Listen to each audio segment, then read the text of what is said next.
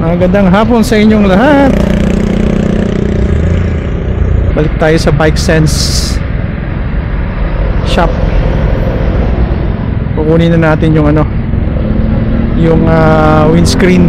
Wala kasi sa One Pots Go sa Bike Sense, binigay sa akin ng 3,000. Yan, siguro naman napapansin niyo yung aking bagong side mirrors. Ang pogi niyan. Sobrang happy ako dyan, grabe. Compared dun sa bilog, ito mas hindi na siya distorted, tsaka hindi na siya bloated yung mga tao. So mas okay siya sa akin mga part. Mas gusto ko tong ganitong side mirrors compared dun sa bilog. Tsaka talagang ito ang dapat sa kanya, classic style na side mirrors. So binutasan ko to.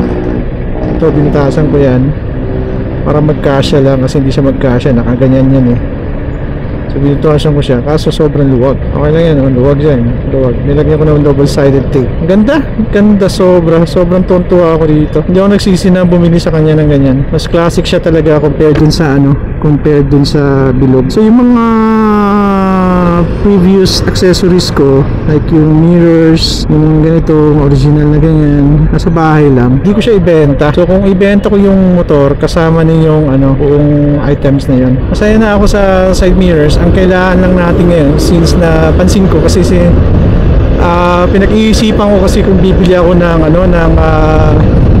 yung windscreen. Tapos ng hangin.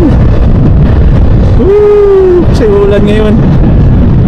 Nag-iisipan ko kasi kung bibili ba ako ng windscreen. So nung nakita ko, nung na-install ko to kahapon, nakita ko parang need niya na to match up with this kind of setup. Parang mas kailangan niya ng windscreen. Actually, mas maganda nga to pag mataas ng konti, ganyan yung windscreen. Kaso kung kailangan ko ng ganyan lang ayoko na masyadong malaki, pangit tingnan para sa akin lang hindi ko siya need na masyadong mahaba yung windscreen. Though yun talaga ang dapat sa kanya, kasi para mapantay yung aking side mirrors. Mas maganda siya tingnan pag may windscreen na lumalabas na yung pagiging classic na talaga. Super happy ako sa result ng aking project na concept na picnic. Hopefully sana happy din kayo sa akin. Happy din kayo sa aking pinagagawang kagastusan. Tatapusin lang muna natin tong yung gastos natin today. Yung tawag ito, yung windscreen na lang. Tapos yung mga sa pangilalim na mga crankcase, mga CVT case, mga ganon, napapalitan ng silver. Tsaka na yan, hindi mo na yan ang priority. Madali na lang yun pag may additional pera na. So far, ito lang muna ang inuna ko, yung mga ganitong kaliliit na bagay para mabilis magawa. So kung bibili tayo ng mga panggilid na inuna ng iba, well, baka yung 40,000 mo, dalawang item pa lang yun, diba? So inuna ko muna itong mga maliliit, pampapogi niya. Kasi ang concept natin simple lang naman, isang picnic style edition na Vespa. Ngayon pupunta tayo sa Bike Sense shop kasi kukunin natin yung, sana meron pa silang stock na windscreen. Doon mo lang mabibili yung windscreen na mura 3,000 sa kanila, 3,000. Tapos yung I don't know kung meron sila yung medyo mahaba. Ayoko na medyo mababa gusto ko na medyo mataas ng konti para at least kumanda naman tingnan. Huwag lang yung sobrang taas, ayoko nun. Nandito na naman tayo sa Bike Sense.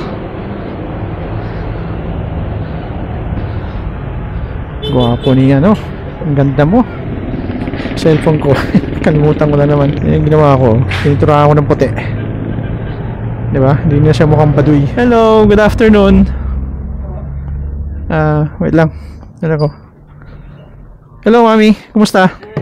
Napakailap ng windscreen sa akin, parts 8.5 na talagang mapupunta sa akin. Medyo may kamahalan na yun 8.5. Ay nako, wala pang nabibenta ng mura dyan. Second hand. Sarado yung si Scoot Monkey. Tapos walang stock si One Pots. Bike Sense din, wala silang medium or large size, kaya ano tayo, search for windscreen today. Ay nako, kung kailan na isa na lang kailangan ilalagay, pahirapan pa. There must be a reason why. Let's see. Sana may ways na magpakita sa marketplace na kahit isa lang, kahit use, gagamitin ko. Hello! We are going to Scoot Monkey. Doon tayo magpakabit ng windscreen. Yun na lang yung last natin for now. Yung kinabit natin tong ating side mirrors, napansin ko na need niya talaga ang windscreen. So yesterday, nagka-problema ako sa aking search sa windscreen. Parang ayaw talaga ni Lord na bibili ako ng brand new Pumunta tayo sa sa Mandaluyong, yung tag 3,000 na maliit lang. Kaso nung tinak namin, hindi siya bagay So need niya talaga yung medyo mahaba ng kote na magpantay dito sa aking side mirrors.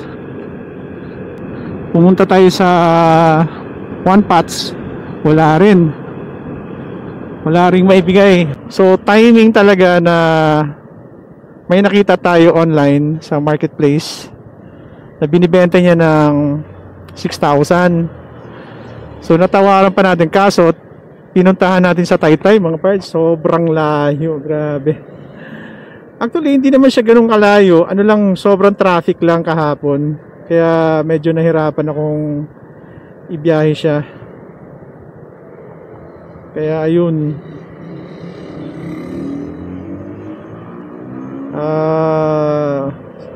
plano sana namin na ikabit siya kahapon. Ang problema, yung nilagay dito ng Scoot Monkey na adapter dito para sa aking cellphone holder, hindi namin matanggal-tanggal. Weird, kasi parang meron siyang device na or tools, special tools para matanggal siya. Grabe, hirap naming tanggalin. O kahapon, gusto sana namin ikabit. Grabe, kahit may special tools siya talaga which is ang Scoot Monkey. Since sila yung nagkabit nito, sila rin ipapatanggal ko nito. Papa-adjust ko na rin yung brake lever ko na sa rear. Medyo naiipit yung aking mga fingerlings. Fingerlings. So nakabili tayo kahapon ng second hand na maganda pa siya. Ipaparab lang natin para at least kuminis siya uli. Pero maganda pa siya, wala siyang dilaw, wala pa. Kasi umaalaga naman yung may-ari. At least nakamura tayo ng mga 3,000 mga parts. 3,500 ang napamura ako. O diba? Lahat talaga may purpose kung bakit hindi ako nakakita kahapon Umikot-ikot na ako Sabi ko nga, may reason talaga si Lord kung bakit hindi ako makakuha ngayon. May reason talaga. Tapos tinanong ko siya, bakit hindi pa sir, buti na lang nag-post ka kagad. Sabi, sir, matagal na to na-post. Matagal na. Talaga? Samantalang ako na 2 days ago, para nagsisearch na ako ng fly screen nga na medyo mahaba-haba ng konti. Yun nga, wala kami makuha. Kaya pinagtataka ko kung bakit merong nag-pop up kahapon sa akin sa search ko. So ibig sabihin nun mga parts, talagang will sa akin yan, will ni Lord yun na ibigay talaga. Ganun lang yun Nakuha natin siya kahapon ng 5,500 yata. So to be honest, wala talaga akong planong maglagay ng fly screen kasi feeling ko mainit diba? Kaya nga nag-Vespa tayo para relax, enjoy yung simoy ng hangin kahit maalikabok. Kaso nung pinalitan nga natin ng square na na side mirrors. Nag-iba itsura, kailangan niya talaga. Suggestion ng mga kaibigan ko, yung medyo mas mahaba. I have to be honest, medyo hindi ko trip yun. Pero kung gusto mo talaga ng get up na picnic, medyo okay naman siya. Pero hindi ko pa rin siya trip. Napapadoyan ako doon, Brad. Pang ano na yun eh, mga pang old school na motor yun eh. Okay lang yung mga ganun na sobrang haba, na ganyan kahaba. Pag yung weather natin dito is sobrang lamig. Kaso weather natin dito sa Pilipinas, kala mo nasa impyerno ka eh. Minsan nasa impyerno. Diyos ko. Kaya nakakatuwa. Mabait naman yung may-ari ng Scoot Monkey. Busy lang siya lagi talaga kasi siya yung nag-aasikaso kasi sa mga motor eh. Kaya hindi mo rin siya makausap ng maayos siguro. Pero mabait yun. Meron na rin pala tong parts, meron na rin tong tinatawag na tire measure monitoring system. May nilagay na ako. Nilagay ko lang sa box sa loob para makita natin. So far ang monitor natin dito is 24-27. Mababa yung likod. So 24 yung harap, 27 yung likod. So papalagyan na lang natin ng hangin. So naglagay tayo ng tire monitoring system para talaga ma-monitor natin. Kasi siya eh, natanggalan siya ng hangin kahapon paglagay ko ng TPMS. Sumingaw. Sumingaw siya. Kaya nakakatuwa pag meron kang mga ganun device eh. Lagay mo lang dito sa loob para malaman mo lang na okay pa yung gulong mo. Dito sa Vespa talaga hindi mo naman kailangan mag need for speed dito eh. Chill ride lang. Hayaan mo yung mga taong nakatingin sa'yo. Diba? Kasi yung mga pangit pupugi dito.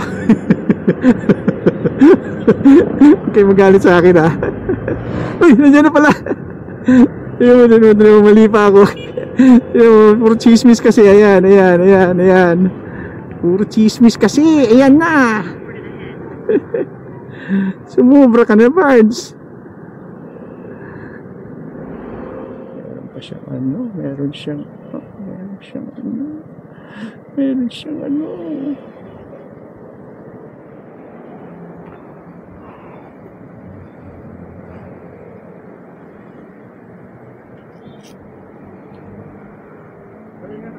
Ay, ikaw rin, boss.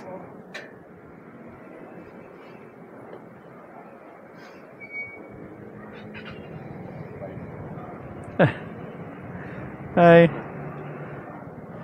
What time is it? 2:18 in the afternoon. Natapos din. Parang gusto ko na siya i-photoshoot. Busy pa rin si Jasper, si Bossing. Wala akong binayad. 100 pesos lang, pang ano lang daw, pang merienda. Bigyan ko na lang 100. Ano lang din eh.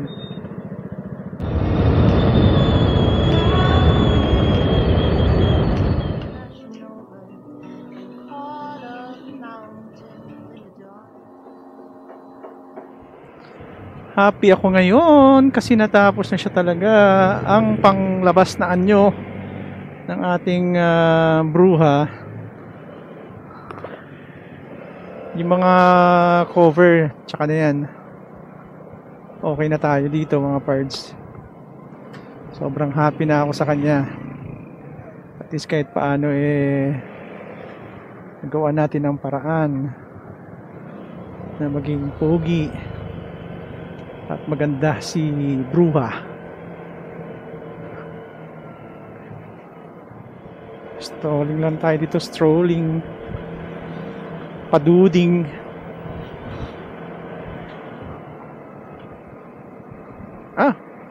Ganda dun ah. Ito yung simbahan. Hindi. Simbahan.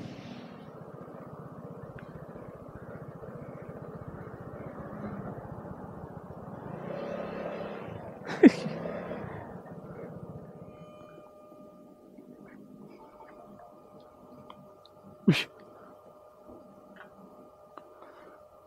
Buti hindi nahulog tong aking bag sa likod.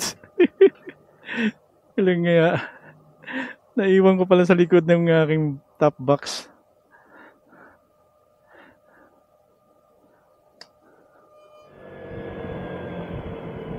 Malaking tulong yung aking TPMS, ha. Yan tuloy, nalaman ko tuloy na kulang na ako sa hangin. Super happy tayo sa results ng ating ginawang project. Umabot lang siya ng isang buwan. Pero 2 months ago, isang buwan ba? Kasi bago lang din tong motor natin eh. Wala pa tong isang buwan na yata. Oh. Tapos inayos natin kaagad. Nagawa na natin yung ating desire na gawin siyang picnic. Itong windshield niya, sakto lang.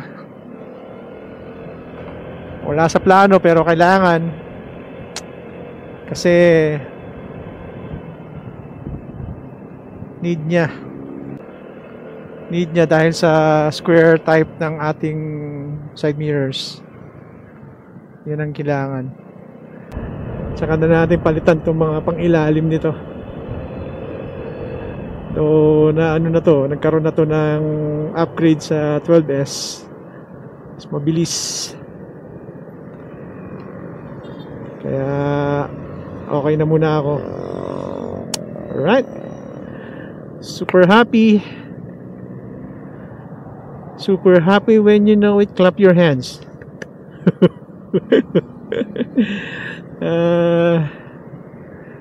So nagpapasalamat tayo sa Shopee at Lazada sa kanilang walang sawang pagsuporta. At sa mga kaibigan kong mga ang lakas mag-stress sa akin. At sa mga taong pasalamat din ako sa mga actually nagpasalamat ako dito sa windshield na nakuha natin. Malaking bagay ito na nakakuha tayo ng ganitong size na windshield. Mas mataas siya actually sa sa mirrors ko, so sakto siya.